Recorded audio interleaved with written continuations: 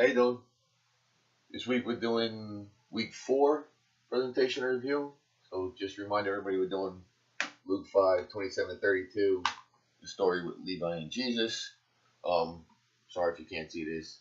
I wanted to be in the presentation room, but the ed guys are in there, so I just liberated this office. All right. So our central figures, right, which I guess is the center circle. I wound up with 2. I wound up with Levi himself and Jesus, because the story really is about both of them, right? The intersection point, and I guess what becomes the main point of the story, is how Jesus wants Levi. So I got to thinking, how does recruitment happen? Well, if you ever thought of the old army posters with Uncle Sam, I want you. That's where kind of that took me.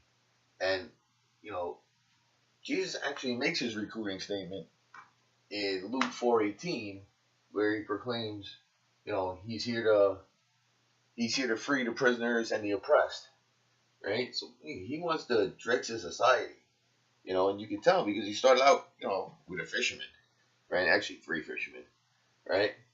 And then he winds up with a tax collector. Tax collectors, and I talked about this before. They were the IRS agents of the day, hated by everybody. Hated by both the Romans and the Jews. So the best way you can think about it is they were actually Nazi collaborators, if that makes any sense. Right? The Pharisees, they're there, they're questioning why, Jesus picks a tax collector. They go, oh, okay, I get it. You got fishermen, right? You got your 3 fishermen here. Yeah, I guess I can see that, but really, a tax collector? I get it. They have money, but nobody likes them, right? So what does Levi do with that money? He throws this huge party for Jesus and invites his other tax collectors. But it's interesting what he does after that money, right? After that party, he gives up the money to follow Jesus. So I'm wondering, what did his family think of that? Because Levi comes from, the name Levi, they're like, they're very religious, like almost rabbis, I guess would be the way to go with that, right? Which also brought me to the question, where do the Pharisees get their money from if they're so worried about where Levi gets his money from?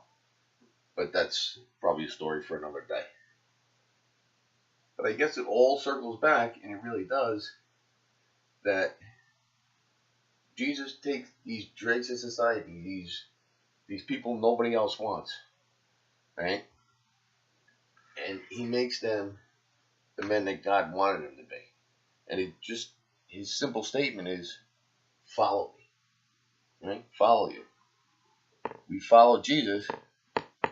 That lets us become, it frees us from everything else. And we can be the people we were meant to be, right? So in this story, Jesus follows Levi. It releases Levi from all his shameful behavior, right? And he becomes a disciple of Christ.